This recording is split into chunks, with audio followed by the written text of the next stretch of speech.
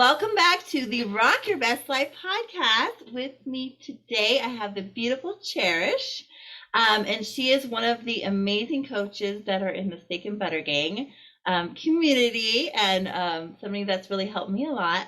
So I wanted to have her on here so she can share her knowledge and share her story. Welcome, Cherish. Thank you, Rosa. I'm so happy to be here. Yes, and I love all of the just down to earth wisdom that you share in the community. Um, and I love, just how you're just real with people and kind of just tell it how it is. I don't know if that's a good thing or a bad thing. No, no, no, it's great, because I think people need to hear that. And then your story is, so inspiring and really touched me too. Um, And so, why don't you go ahead and start by, telling us a little bit about your health story, and kind of what led you to carnivore and keto and all those things. Okay, great. So my story is probably pretty typical of a lot of folks. I have a long history of weight fluctuation, yo-yo dieting, chronic exercise. At one point, I did bodybuilding and completely trashed my body. I was over exercising, under eating, and, then wound up with a compound fracture in my back, which completely took me out of exercise. So then I kind of blew up like a balloon because I couldn't do anything. And I turned to food for comfort at that moment in my life. And then I just didn't go back. Once you're injured like that, you're kind of like, you're a little put off by, going back in that hard. And I realized that I damaged my body pretty significantly. Um, and plus, once you stop eating chicken breasts and cauliflower and broccoli repetitively and start actually tasting all the sugary treats again, Mm-hmm. it's really hard to get back on. That's a lot of willpower to do that kind of diet. But that's what we did back then. That's what muscle and fitness told us to do.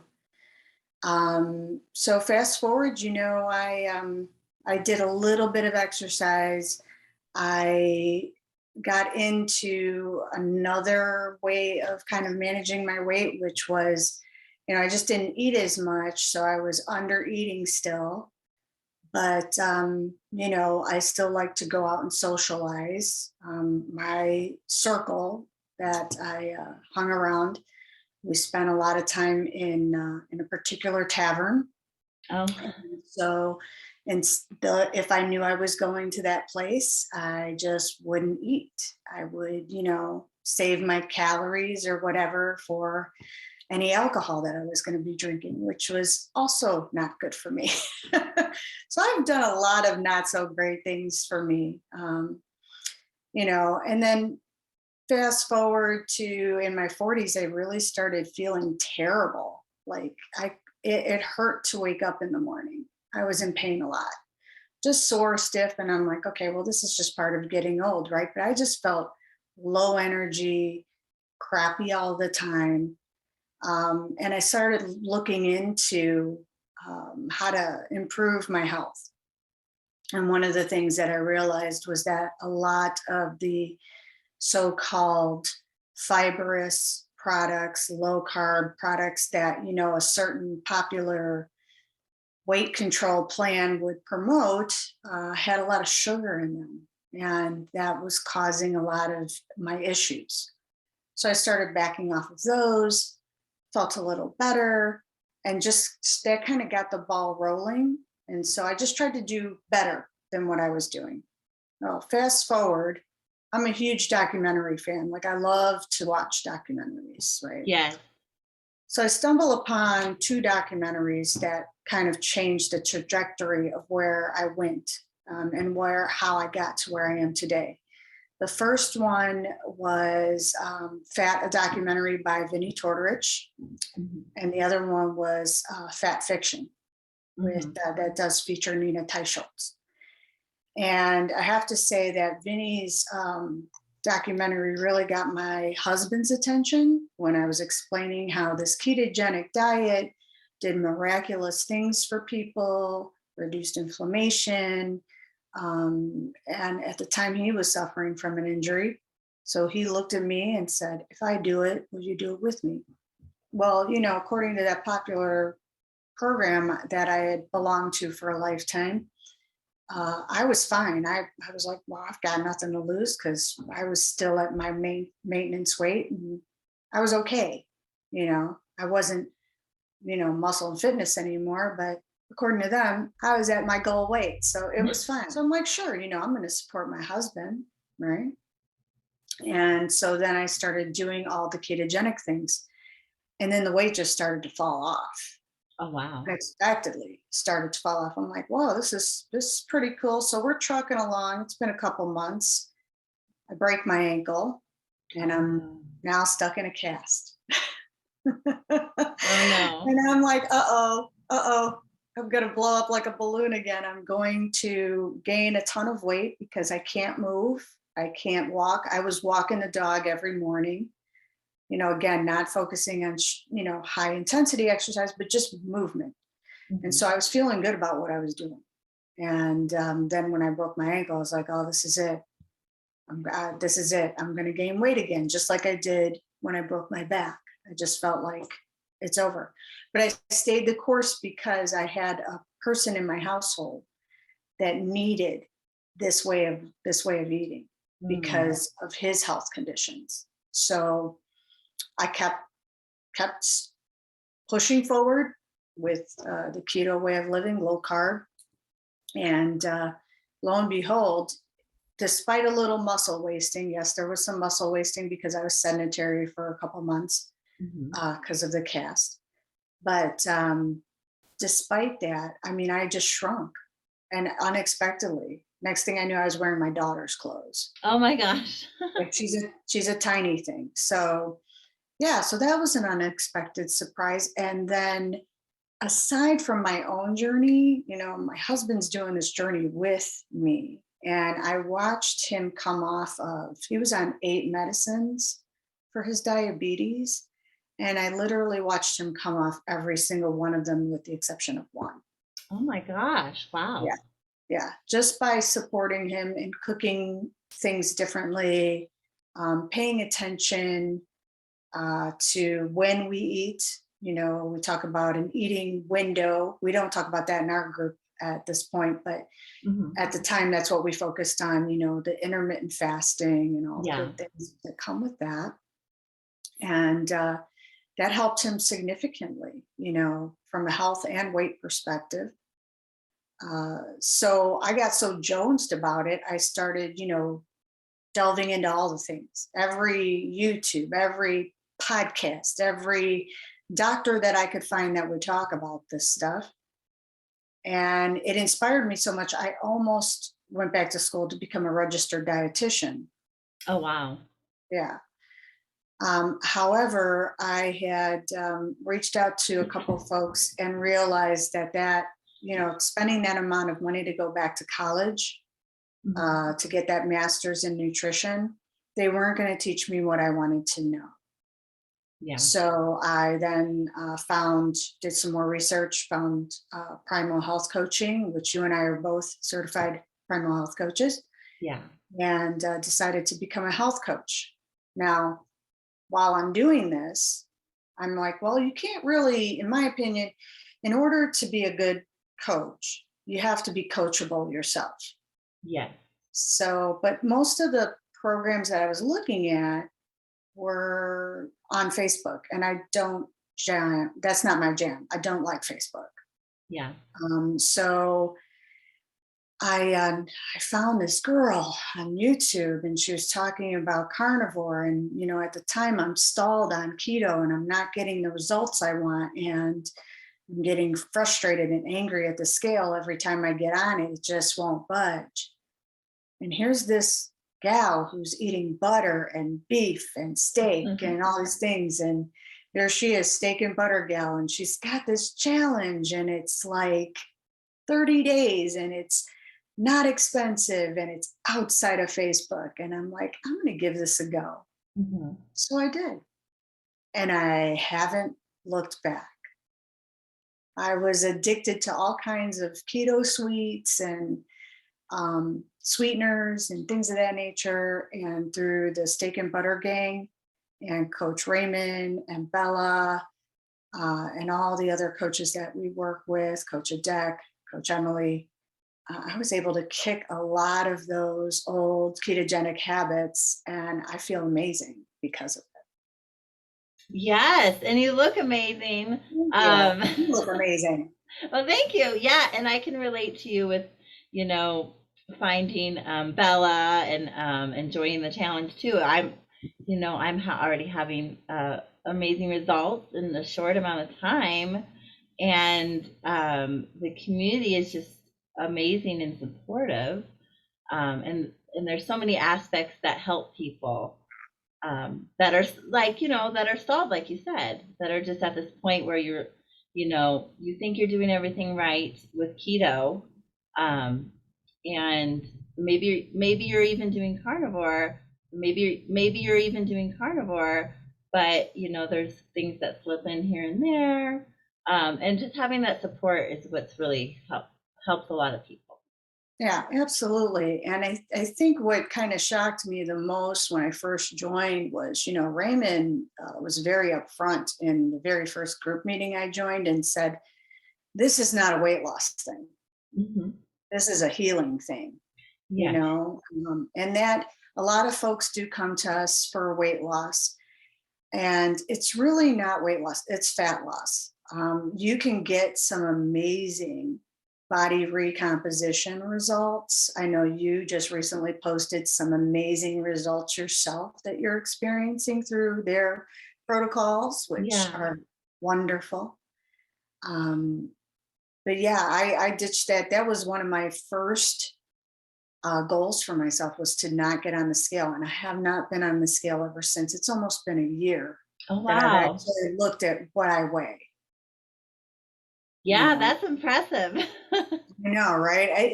It creeps in. I'm not perfect, like nobody is, right? So I have those moments where I'm like, oh, I mean, I really struggled the last doctor's appointment if I was actually going to look at the number or not. And Yeah. I was like, how am I going to handle this? How am I going to feel when I see that number? Am I going to be upset? It took me 3 days to figure out how I was going to handle it. And I did a lot of soul searching, and I said, you know what? It could possibly ruin my entire day. It could sabotage my entire journey. I'm not even going to look at it. So when I go to the doctor's office for whatever reason, if they feel it necessary to weigh me, I just turn around and I said, don't tell me the number because I don't want to know. Yes. And I that's my next goal actually, is to not weigh at all. I'll be happy to support you in that. It's Yes. not easy. It No, is. and I mean, I've gotten a lot better because I used to be like, okay, well, I ate this. Let's see. Okay. Oh, Mhm, I just want to see if it caused, because I just get a lot of inflammation very quickly. mhm. Um, but now that I kind of know a guideline of, what works for me, which is just mostly meat, um, and of course, some of the fasting has really helped. It really helps with me with the inflammation to really, keep that at bay. But of course, you don't get inflammation if you're eating a carnivore diet generally.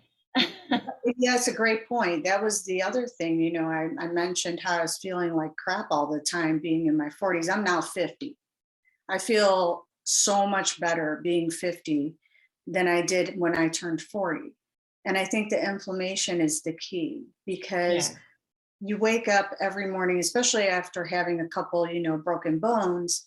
You wake up every morning, and in those areas, the body can just get inflamed because it's trying to protect those healed areas. And I would wake up, and my ankles would be sore, my knees would be sore, and I remember my grandmother saying things like, "It's going to rain today because my arthritis is, acting up, or my Oh knees yeah. are inflamed." I don't want to predict the rain that way. No, no, no, no, no, no. So, one of the things that, again, one of the things that I noticed was I originally started with the steak and butter gang because I wanted to get great body, recomposition. And I Mhm. wound up with all this other healing that I had no idea I was going to get.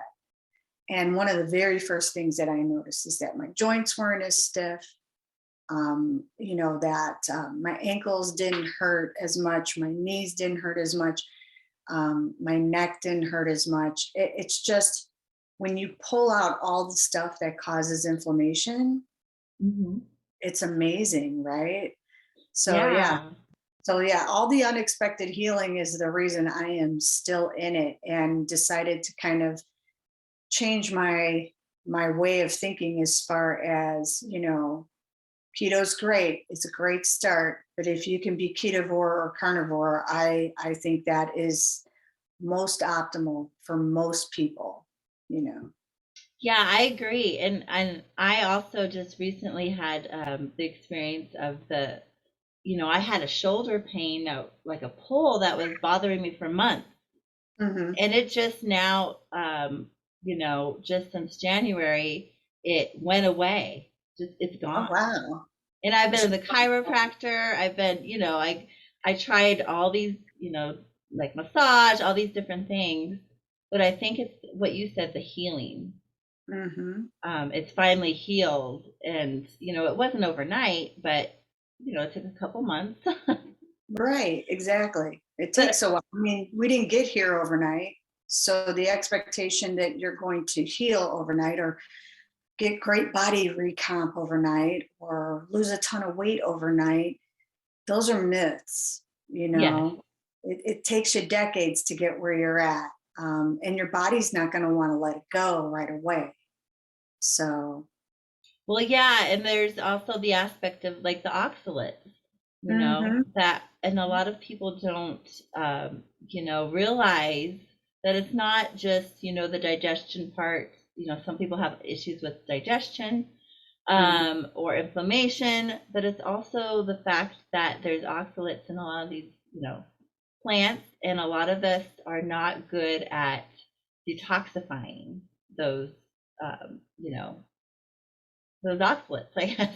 Yeah, and that could be part of the reason why folks feel so horrible when they start cleaning up their diet and you don't realize it. I mean, until Bella had Sally K. Norton on, I was unfamiliar with oxalates. I was unfamiliar with Dr. Norton, and I'm glad that Bella is able to have such wonderful guest speakers in our group because Mhm. you're constantly learning. Not only are you learning through your own journey, but you learn through others' journey. And that's the huge part of the community, right? So, the oxalate thing is huge for some people.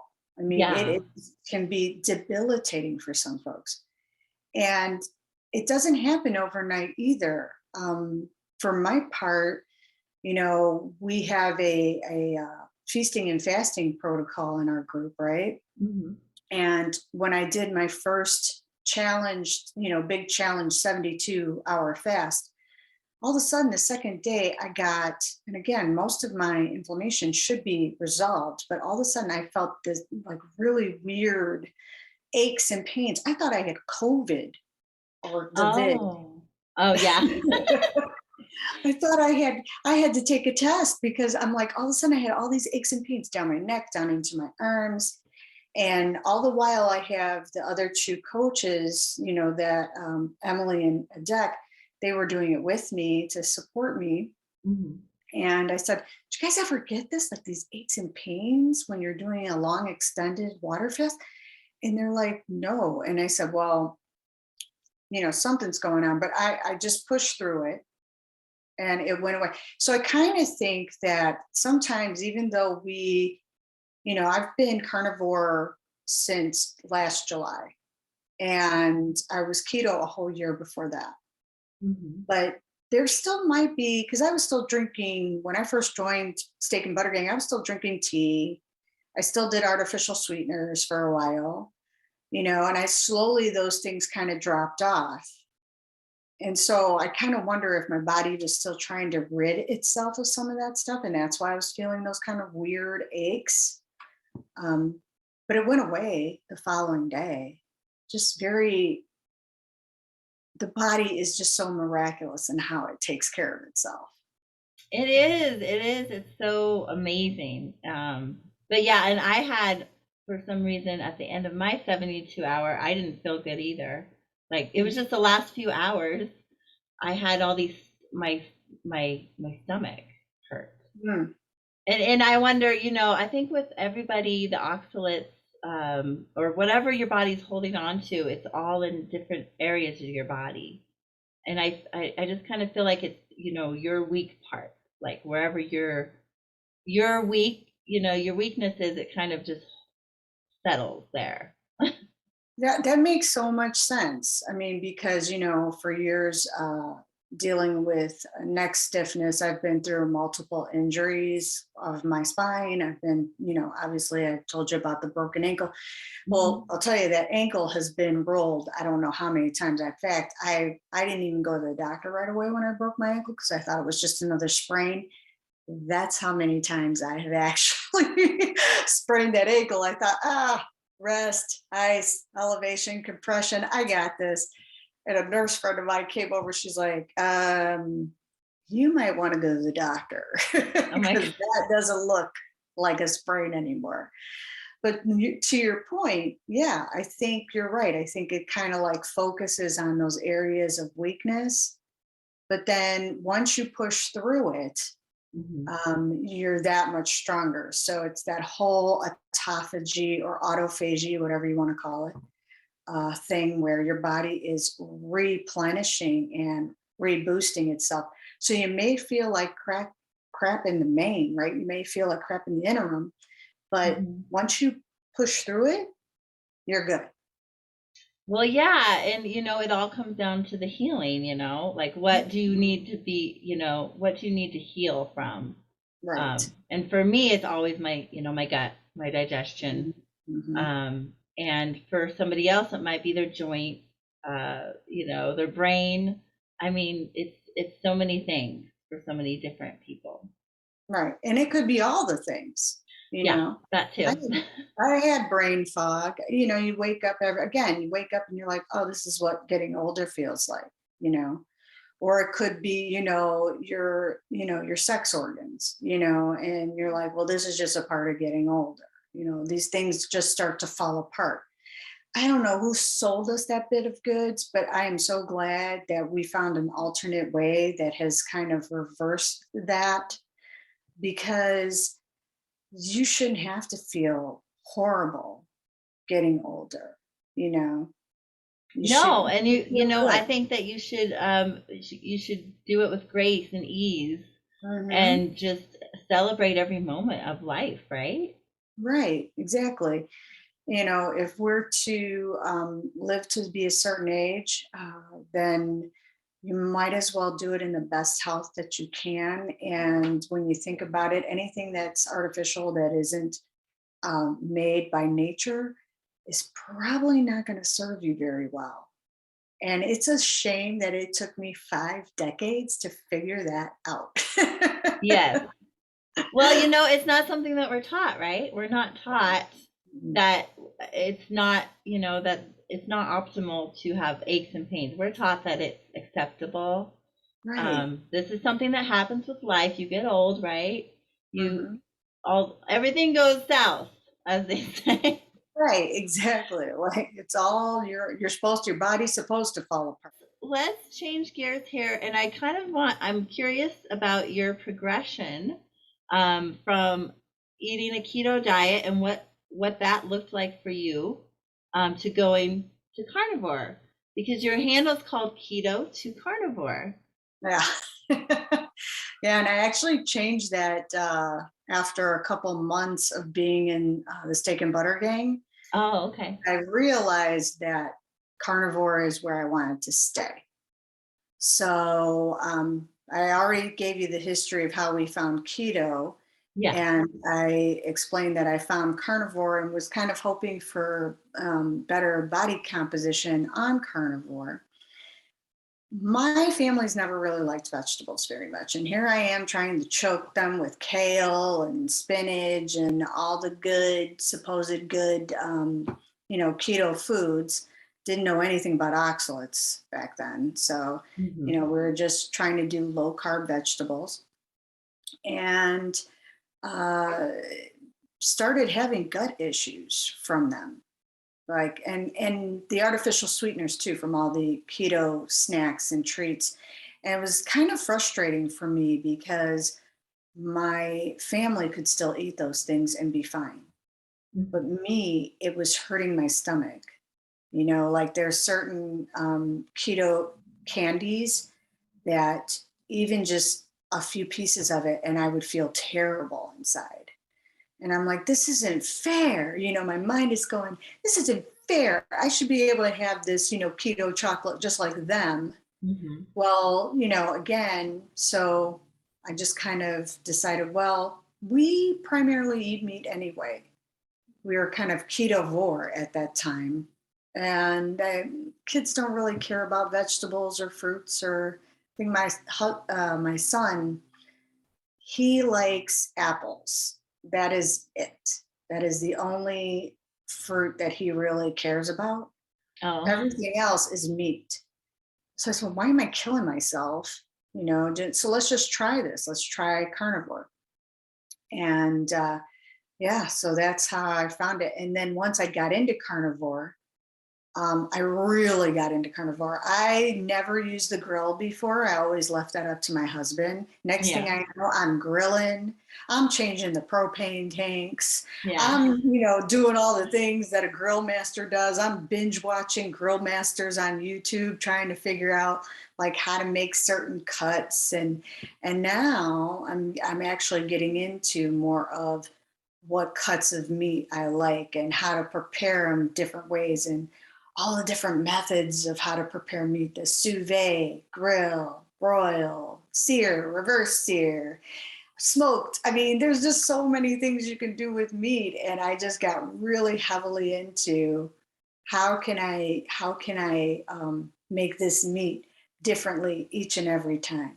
So Yeah, I love it. And what is your favorite cut of meat?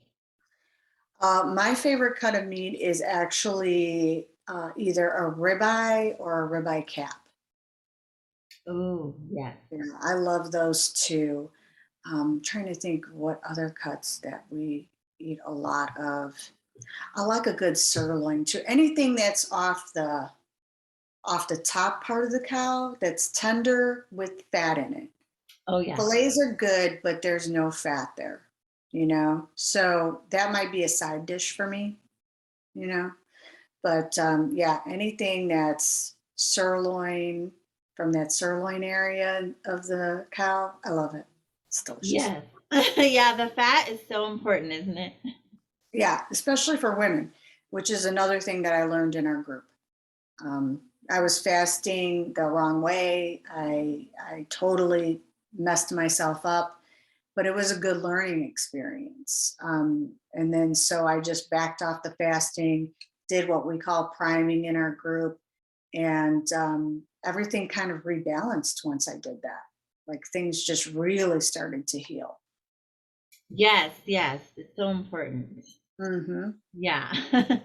And you've had some hormonal, issues too from some of the things, that you've done in the past too.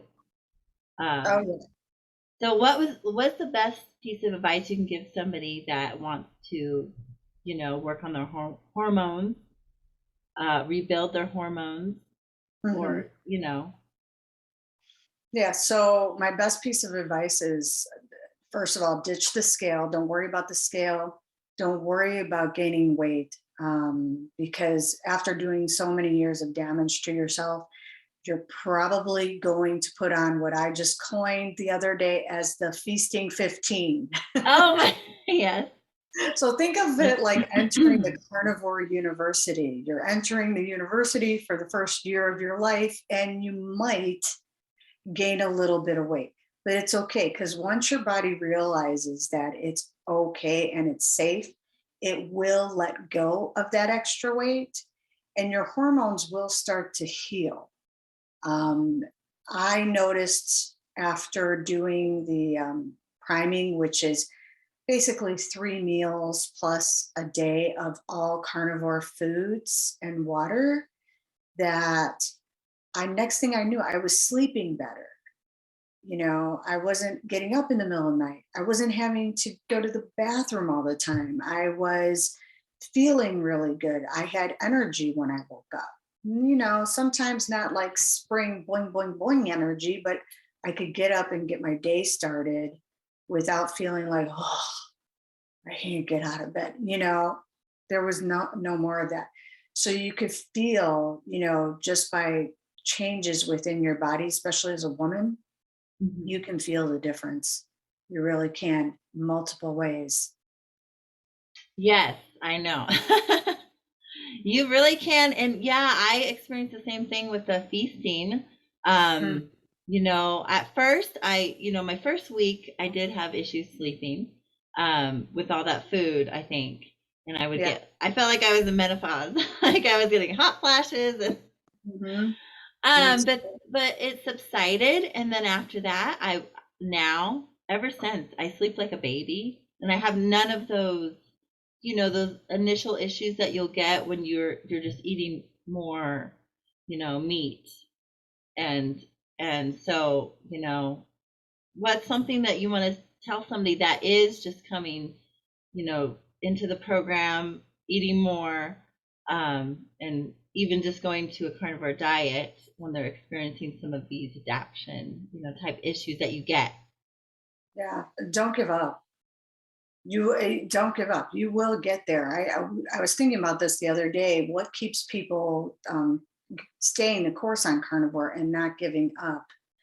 Because on the other side, if you listen to the group, there are some amazing healing benefits, but your body has to get used to all the new fat and it has to get used to all these things. And it's kind of a shock. It's like, whoa, what are you doing? You're filling me with all this meat. And I'll give you a perfect example. When I first started, I could only eat one ribeye, and then I would try to eat more than one ribeye, which is it's a perfect 1-to-1 ratio, right? Mhm. 1-to-1 fat and protein. Okay. But if tried to push it and eat 2 ribeyes, I would be in the bathroom because of all the fat. And be careful when you drink water when you eat a lot of fat, because that will try to push the fat out. It kind of exacerbates the fat intolerance at that moment. Mm. Um, but now, and just yesterday, and again, we're talking, it's been almost a year now. But just yesterday, I mean, I'm able to put butter on my ribeyes. So who does that? Me, I do. Because Yes. if my body's telling me, hey, butter would taste really good with this steak, Mhm. I'm gonna put it on there. And I'm still the same size that I was when I lost all the additional weight with keto. So it may not be the same weight. I have no clue, but I'm still the same size, and I'm 4 sizes lost from going low carb to zero carbs. So just keep pushing and pay attention to your non-scale victories. Don't worry about the scale. Don't even worry about your sizes or your inches. Worry about sleep, energy, feeling good inside, feeling good in your skin, your hair, your nails. I mean, just so much healing um, that can take place with a carnivore diet. Focus on those things because those are actually, at the end of the day, the most important. Yes, I can agree more. I know. And that's, I think a lot of times people just focus on the weight and the fat loss, and not enough on the all the other, the big thing that keeps me going is the brain benefits, the mind, the mood, and of course, all the aches and pains and stuff, but that I don't have anymore. Um, but yeah, I think that's one thing that's overlooked is the mental health, aspect. Or I don't have brain fog anymore. I had that every day in my 40s. And again, it's something like when you're so hyper focused on one or two things you're trying to heal, you sometimes you don't notice the other healing right away. You're like, oh, wait a minute. You know, I used to, I had a really hard time within the last decade remembering things. Mhm. And now, and I'll give you a good example. Here's an anecdote for you guys. Everybody loves those, right? Yes, Just yes. walk in the room and not remember why I came in that room. And I Mhm. would have to literally go back where I was in order to remember what I needed to go in that room for. Well, now, if I walk into the room and I have a little brain fart and I can't remember why I was there, it only takes me like 30 seconds to a minute to actually just stand there and remember. So for me, that's huge because there were days where I would walk in that room, be there, and I could not remember why I was there. And again, that's part of getting old, right? Yeah, yeah. Forgetfulness. But once I started eating carnivore, I mean, like the brain fog just got so much better, you know? And you talk about the mental aspect of it. I have a son that has ADHD, Mhm. and I noticed that when he eats as much meat as possible, and we try to not, I don't impose my way of eating on my children. They are too old for that. It's like the ship has sailed, okay? Unfortunately for all of us. But I make meat a priority. And I just noticed when he eats protein and heavily focuses on that, that his focus, his impulsiveness, his clarity, his ability to manage he also has dyslexia, Mm. to manage his dyslexia is so much better. It Yeah. is so much better because that brain fog is not there. No, it's so amazing for the mind. And Hmm. I know It it's is. the same thing with my son he's 14. Um, Hmm. and yeah, he loves meat too, but whenever he does eat a lot of meat, he's happier. He wants to go outside and everything just seems his mood is better. And then there's those other times when he has some other carby foods that I notice, the other side of it, where Hmm. he's really depressed and he's not wanting to do, the things that make him happy. Yeah, it's big. And if you pay attention to your children, if you pay attention to animal behavior, you kind of see you can see yourself reflected back in there. Like I Yeah. joke all the time that my son is, and I don't know about your son, my kid does natural fasting. There are days where he's just not hungry. Yeah. My daughter too. And I used to be like, no, you have to eat, you have to eat. And now I'm like, you don't want to eat? Don't eat. You'll be fine. You know, if the kid doesn't feel like eating, they don't feel like eating. Or if they want to run outside barefoot, let them run outside barefoot. I used to be Oh like, yeah. put your shoes on all the time. And after watching that movie, Grounding, Grounding, yeah, on YouTube, and then talking with Bart Kay and actually understanding that there is actual physical benefits that we get from connecting with the earth. I'm sitting there thinking to myself, man, these kids had it right all along, and we're just not paying attention. We're trying to stick Yes. sneakers on them and not let them touch the earth. I'm like, wow. Yeah, sometimes you just have to kind of be like, maybe the kids instinctually have something right, and it's us that are introducing the quick fix, uh, the convenient fix that may not necessarily be the best for them. Yes, I think that they have, this natural instinct. Hmm. And I watch my pets too. I have two dogs, and they Hmm. just all they want to be outside and they just want to lay in the sun. They love Yeah. it. They'll Hmm. Yeah, my oldest dog, she'll just lay out there and she's so happy, just laying in the sun and rolling around in the grass. My dog does that too, and we have a little like incline in our backyard. So when she does it, she slides down, and it's it's amazing. It's like she's 10. She's not a young chicken anymore or young Yeah. puppy anymore. And she, still when she gets out there, that's her. And you can see she's got pure joy on her face, just Yeah. rolling in the ground. And I used to, we used to just be like, oh my gosh, come on, get inside, you're all dirty. I mean, get really angry about it, because it's inconveniencing us, right? Right. But she is so happy. And yeah, and it's my older dog that she really does this a lot. And she's 12. Hmm. But it's like, and your kids too, like they want to roll around in the dirt when they're young, usually. And they want to do all these things, and we get to where we want them to be a certain way. We want them Right. to be clean all the time and not get dirty. But they know something instinctually. Yeah, I agree. I agree with that. And in fact, now I take the dog in the backyard in my bare feet. Hmm. And I've done that in the snow. I slipped and broke my toe Oh doing, no. but That's not optimal. no, no worries. I just taped it up and it was all good. I was able to, because of, staying strong with eating a lot of protein, I was able to endure just having it taped up and still being able to walk and do all the good things that you can do when you don't have a lot of inflammation in your body. But yeah, just taking her out in the backyard, hanging out with her in bare feet and getting natural sunlight. I mean, I even make my poor kids.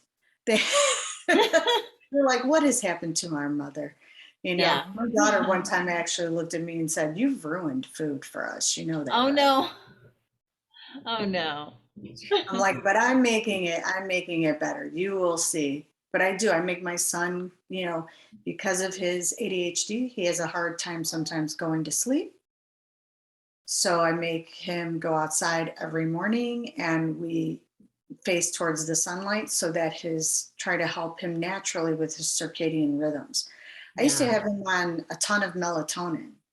Well, we got rid of that because that's, exogenous melatonin is not necessarily great for him either, not optimal. So we're trying the natural sunlight to help with his serotonin and melatonin levels and balance him out. And my hope and prayer is that when he gets to be an older man, that that my kids will have kind of caught all of this stuff and will implement it in their own lives at some point, at some way. No, it definitely does rub off, And Mhm. you may not realize it in the moment as they're like, well, I want this and I want that. And they complain, but then when you see them make these choices for themselves, and even if my significant other doesn't eat like me, but Mhm. I've seen throughout the years the changes I've made, he naturally kind of veers more towards almost keto, at least. Yeah, that makes you feel good, right? Yeah, and then they'll notice when something's happening in their body, like, oh my gosh, I'm really bloated, or Mhm.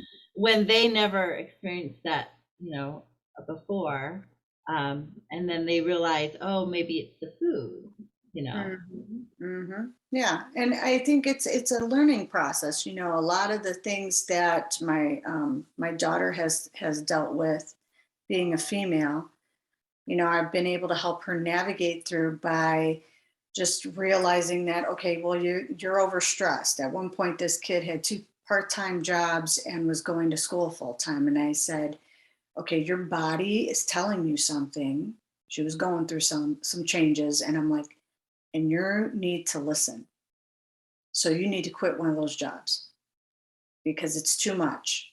Your Mhm. adrenals are overtaxed and they are telling you that this is not a good thing.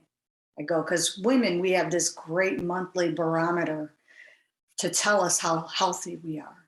Yeah, We don't look at it that way. We look at it as a curse, right? yeah, Well, it doesn't have to be a curse because if you're on carnivore, it's not a curse anymore. Now, it yes, takes a while, but it's not a curse anymore. I can attest to that one. Yeah, we've got a bunch of women that have tested to that one. And sure Yeah. enough, she quit that job and everything got better. Oh, yes. And so, yeah, I think you're right. It's just a wonderful way to kind of help our children navigate through better health without having to turn to conventional medicine. Try the natural route first. There is a place for conventional medicine, but Mhm. if you don't try to change your behavior first and see if that works, you'll never know. And then one pill causes another issue, and then you'll need another pill, and that causes another issue. And I'm definitely not anti-medication. My kid takes medication for his ADHD, but we have conversations now about it because he's 13. He's able to tell me how he feels, you know. And I asked him, I said, "Do you want to stay on this medicine?" He knows what he feels like when he's not on it. And I said, if you go off of it, here's what you're going to need to do. You know, it's going to be bye bye, your little Dorito treats and whatever other things that you're sneaking in at school that I'm not aware of. It's going to be bye bye to all that. Yeah. So, he just decided that for now, medicine, it's he needs it, but he only takes it for school. So, Yeah. And it's all about, a balance. yeah, exactly. Is learning Exactly. like, what works for me in this moment, and then, having the education and figuring it out for yourself. Right. Sometimes you need the medication and it might be temporary. My mother-in-law's physician, who's a functional medicine doctor, who got her off of all of her medicines except her eye drops, with my encouragement and helping her learn how to eat. She's primarily meat-based. Mhm. As functional medicine physician said that it medication, because he's an internal medicine doctor as well. He's not Mhm. just a functional medicine. So he's an MD. And he said, medication's great, but it's for acute things. It's for in the moment. It's not supposed to be a lifetime thing. It's supposed to fix temporary things that we can't fix with lifestyle. Mhm. That really resonated with me. And that's kind of how I look at medications at this No, and what I learned recently too about some of the medications that are prescribed long term, point. even the ones for cholesterol, they are meant in, it even says, on, some of the side effects, and on the description of the medication, it's meant for short term. Yeah. Like, especially I think the one that stands out is the cholesterol one, the statin. Oh gosh, yeah. I could do a whole nother podcast with you about statins and my husband's journey with statins and my battle with the healthcare industry about statins, and they're still trying to stick him back on a statin, and we're just not having it. And I think that's another component to this Mhm. is a lot of folks don't have an advocate that understands healthcare or how to politely decline medications. You don't have to um, buy into the fact that you need this medicine. There are some medicines you need to sustain your life, and those people are truly, truly very, very ill usually. Mhm. I don't believe statins one of those. There are many, many cardiologists in our space and many doctors in our space that are completely statins have absolutely no place in our bodies whatsoever. Well, yeah, and then when you look at the statistics of how much, they from the moment they were prescribed, how many different side effects issues they've caused with people, Mhm. um, and it's kind of like a risk. Look at the risk reward, aspect of it, Yeah. um, and all the money that's been made and off of the pharmaceutical, business from it. It hasn't saved lives, basically. Right. It's like I think Dr. Barry said it's like a 1% possibility that it could save lives. And like I said, my husband has a history with it. If I had known when I first met him what I know now, I could have saved him almost 20 years of horrific side effects. And I'm not talking, you know, just, simple like, oh, I got a headache, or, just every every night, just horrific pain in the legs and just horrible, horrible. The minute he went off of that stuff, that all got better. It took a while. Again, that stuff, you take it for 20 plus years, it's not going to be a magic, like all of a sudden, the cramping and all that stuff goes away. It took a minute. Um, I want to say it took like 6 to 9 months before he really, it kind of like moved around. Like, he was cramping in the back of his leg, and then it moved to the front of his leg, and then eventually it stopped. Oh, wow. Yeah. But again, like you said, it's like that problem area. You have all these problems, and then all of a sudden, in order to get to the healing, sometimes there's residual pain. And you just have to try to push through it, knowing that there's something, that there's that pot of gold at the end of the rainbow, right? Yes. It's there. It's there. You just got to keep pushing and don't give up on yourself. Give yourself a lot of grace. If you make a, like, if there are quote unquote mistakes, make a mistake, Mhm. just get right back on there with your next meal. Just do the best that you can each and every meal, one moment at a time, for sure. Yes, I love it. One meal at a time, right? Right, one meal at a time. That's all you got to do. Yes. And I know that you have your own health coaching business. Yes. And yes, yes. And what is your health coaching business called again? So it's my name with an ing. So it's cherishingyourhealth.com. That's my website.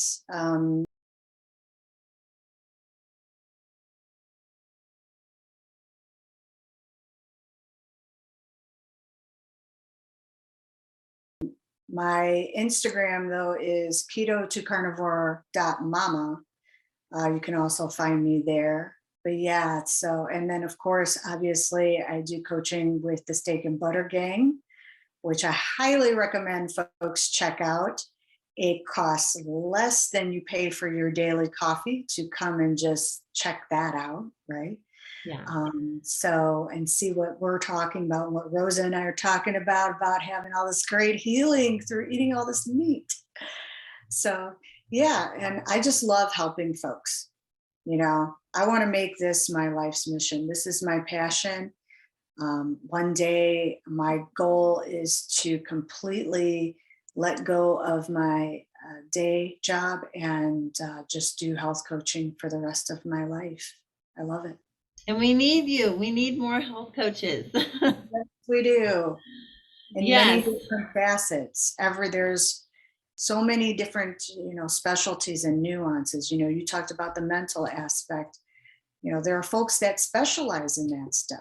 My Mhm. thing is, kind of the new folks who are coming from, they tried the keto, they're stuck, they want to get into carnivore, but they're not quite sure where to start or how to expect. I'm more than happy to help those folks, more than happy to help folks with hormone issues. And because of my family's history of diabetes, I'm more than happy to help them navigate if you have type 2 diabetes and need help. I mean, those are the areas where I have the most interest. So, yeah.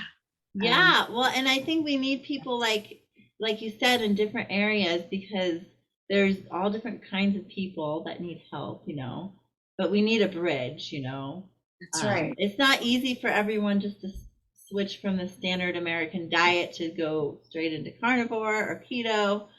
And we have to understand that people need help in the different levels.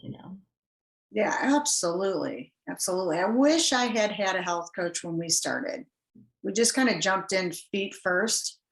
And so we learned through a lot of pain, my husband and I, Hmm. which I think helps me be a better coach and support person to other folks, knowing what he went through and what I went through. So if I can help somebody avoid that, I am more than happy to share that knowledge with whomever is interested. Yes, and I love it. I love everything that you talked about today, Cherish. And I will link all of your links in the show notes. And any last words of wisdom that you want to tell people? Eat your meat. I really enjoyed this time, Rose. I think you're fantastic. Really glad you found the Steak and Butter Gang. You are a wonderful person to have in our community. I hope you are a lifer just like I am. Yes, I am. I'm already a lifer. Great. I'm one of these people that I didn't know that I needed it. Mm-hmm. Like I always thought, well, I'm just going to do this by myself. And then I got to a point where, well, that's not working anymore because I kept slipping back into certain old habits. Um, but yeah, it's helped me so much. And that's why I kind of want to tell everybody about it is just join a community. Right. For less than a cost of a coffee a day, for less than that drive-through coffee that you are purchasing a day, you could belong to a wonderful, supportive community. You get all kinds of support. We have 8 Zoom calls a week. We have special guests that you normally would not have access to, that you just get to see on YouTube. Then you get to actually ask them questions. I And I you know, and I was so know, impressed. right? I was so impressed with the meetings and then the group and then in the group and then the guests that Bella has. It's like I can sit there, I can ask them a question. It's incredible. It is an incredible community. And again, it's a private network so that you don't have to worry about haters or things like. Bella is very cautious about that stuff. And Yeah. so it's loving and supporting, and they just welcomed me with open arms. And I think that we try to do that with everybody, no matter what their background. And like you said, it's just a wonderful place to feel like there are other people like you, so that you're not alone, because it is difficult to do this. It's not easy. Simple, not Yeah. easy, Yeah. but worth it. I know, because we live in a world where there's all these, temptations. There's a lot of, stress. Mhm. And so we do need support. We need people who have been there, done that, and who are going to support us along the way. And so That's I love that the group for that. Um, and I love you for all the work that you're doing and how you support people. Oh, thank you. Love you back. You are amazing. Well, thank you. Well, I will talk to you soon, Cherish. I will see you in the group. And thank you for coming on today. Thank you. This has been fun.